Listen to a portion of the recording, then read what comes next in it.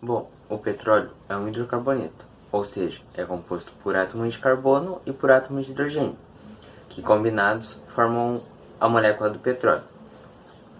Essa substância tem origem a partir dos derivados de muitos seres vivos, que em locais com pouco oxigênio e pouca luz acabaram formando uma camada de matéria orgânica. Essa camada, com ações de micro-organismos, bactérias, alta pressão e altas temperaturas, fez com que o material se acumulasse nos fundos de oceanos, mares e lagos. E ao ser pressionado pelo movimento da crosta terrestre, conhecemos o material como ele é hoje. O petróleo fica armazenado no interior de poros ou espaços vazios de rochas, arenitos, chamados de rocha reservatório. E é daí que vem o nome petróleo, que significa óleo de pedra. O petróleo é um recurso bastante utilizado, mas ele é um combustível fóssil, ou seja, ele não é renovável e um dia irá acabar.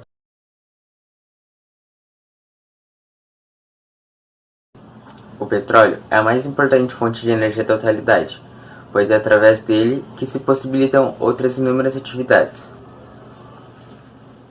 Ele é muito utilizado para combustíveis automotivos, como a gasolina e o óleo diesel, mas é também utilizado nas usinas termoelétricas.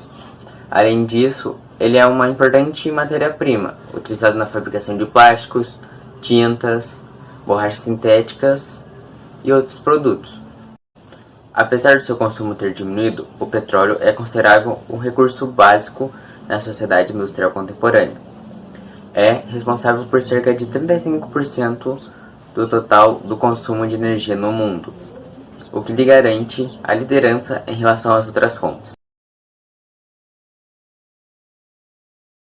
E ele é usado para diversas coisas.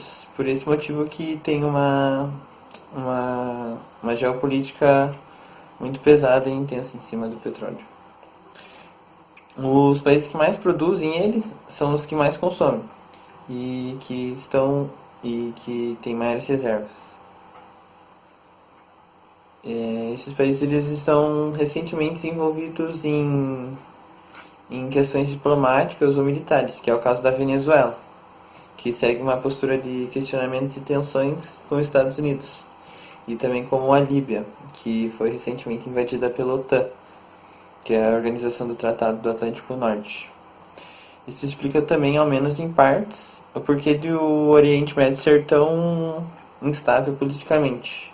Porque, afinal, 60% de todo o petróleo mundial é produzido no Oriente Médio. E a geopolítica é muito importante para entender até que ponto as estratégias adotadas pelos estados podem interferir ou não na situação geográfica do local. E ela também orienta a atuação dos governos no cenário mundial. O petróleo ele é muito importante para a vida humana, até porque nós tornamos dependentes dele. E dependemos dos derivados para nos locomover, para geração de energia e tem muitas outras utilidades o petróleo. Por esse motivo ele possui um peso de ouro na economia internacional, que é bastante vulnerável às oscilações do seu preço. Que é um exemplo é o que aconteceu na década de 1970, a chamada crise do petróleo. E dá para se dizer também que quanto mais desenvolvido for um estado, mais dependente do petróleo ele se torna. É o caso dos Estados Unidos, que é um país muito desenvolvido e muito dependente do petróleo.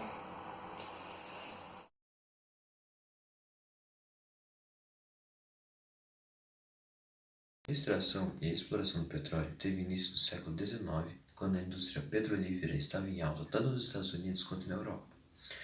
Para a extração do petróleo, há três passos primordiais. O primeiro seria a prospecção, que nada mais é do que localizar bacias sedimentares no subsolo terrestre onde há um fluxo de petróleo. O segundo passo seria a perfuração. Após você encontrar um fluxo de petróleo enorme, você perfura esse solo e extrai a matéria-prima, que seria o terceiro passo, que seria a extração. Vale ressaltar uma curiosidade muito interessante, que ao você extrair e perfurar uma bacia sedimentar de petróleo, ele jorrará naturalmente. Refino.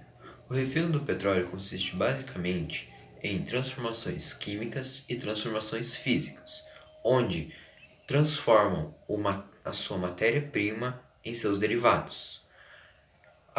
O refino do petróleo ele necessita de um grau de agitação das moléculas, ou seja, uma elevação em sua temperatura para ocorrer a divisão molecular.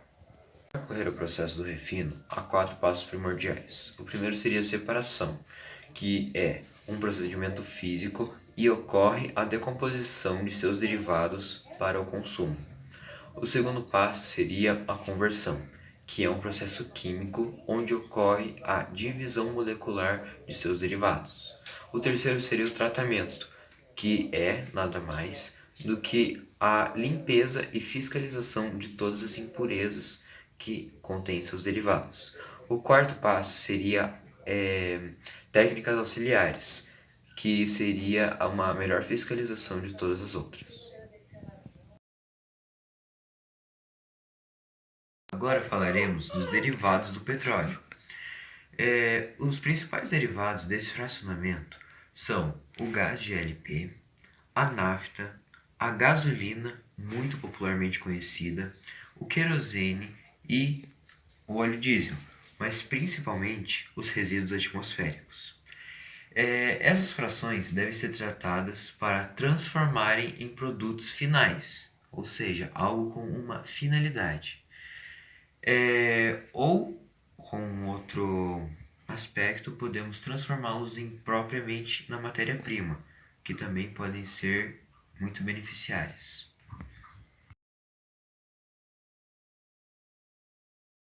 E eu vou falar um pouquinho sobre o transporte do petróleo e como é feito e seus problemas, como pode ser.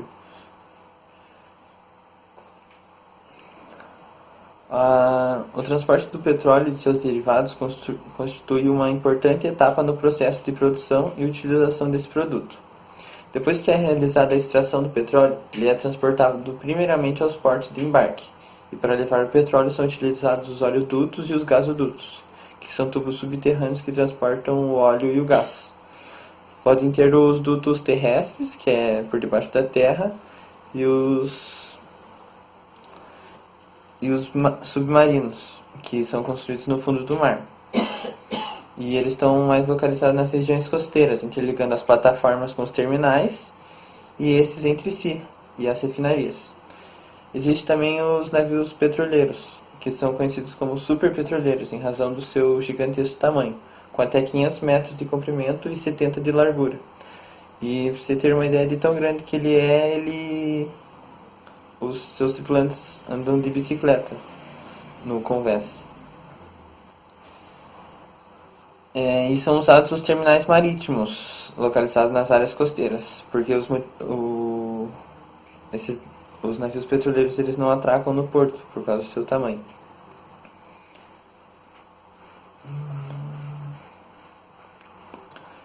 Um problema também é os acidentes que causa pelo vazamento do petróleo, que pode devastar os ecossistemas presentes naquele local, tanto na terra quanto no mar. E uma curiosidade é que na região metropolitana de Curitiba tem a refinaria chamada Presidente Getúlio Vargas, que fica localizada em Araucária,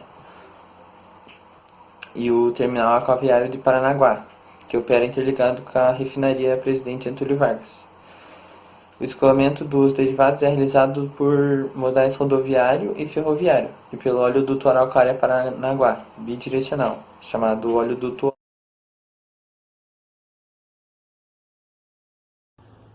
A geração de energia a partir dos derivados do petróleo não ocorre necessariamente pelo petróleo, e sim pela queima dos seus derivados.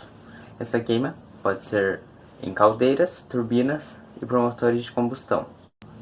O caso das caldeiras e das turbinas é equivalente aos demais processos térmicos.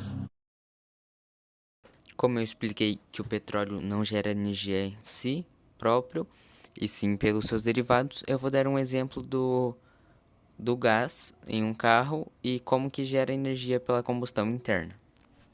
Agora eu vou explicar as 4 etapas. A primeira parte desse processo é a admissão, que é quando o combustível e o ar entram pela válvula empurrando o pistão para baixo. Já a segunda é a compressão, quando esse pistão sobe, comprimindo o ar e o combustível em cima dele.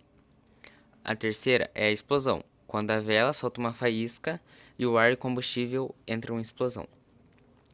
A quarta é a exaustão de gases, que quando esse material já é explodido, libera um gás. Esse gás sai pelo tubo, fazendo assim que no caso de um motor para carro, o carro se movimente, mas como estamos falando de energia, esse gás irá girar uma turbina. Essa turbina vai fazer com que se gere energia elétrica. Agora eu vou explicar um pouco o consumo e a produção da energia pelo petróleo.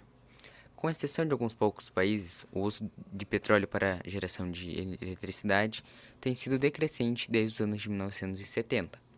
Com novas plantas de geração, os requerimentos de proteção ambiental e o aumento da competitividade de fontes alternativas são os principais responsáveis por isso.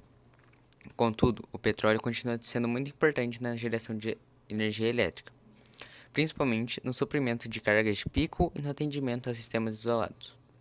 Entre 1960 e 1973, o uso de petróleo na geração termoelétrica cresceu uma taxa média de 19% ao ano, chegando a construir 26% de toda a geração de eletricidade no mundo.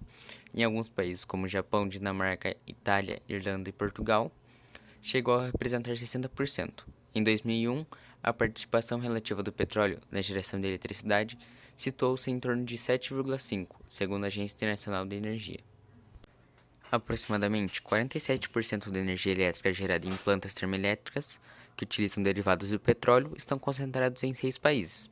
Primeiramente, Estados Unidos, segundo, Japão, terceiro, México, quarto, Arábia Saudita, quinto, Itália, sexto, a China. Agora, alguns dados sobre o Brasil. As usinas termoelétricas a óleo ultraviscoso, óleo combustível e gás de refinaria. Em 2003. A primeira é Igarapé, e a sua energia é feita em Mateus Leme, Minas Gerais, através do óleo ultraviscoso. A segunda, em 2003, foi Alegrete, que é feita na cidade de Alegrete, no Rio Grande do Sul, que é com óleo combustível. A terceira ficou Cadã, que é feita em Almerim, no Pará, e com óleo combustível também.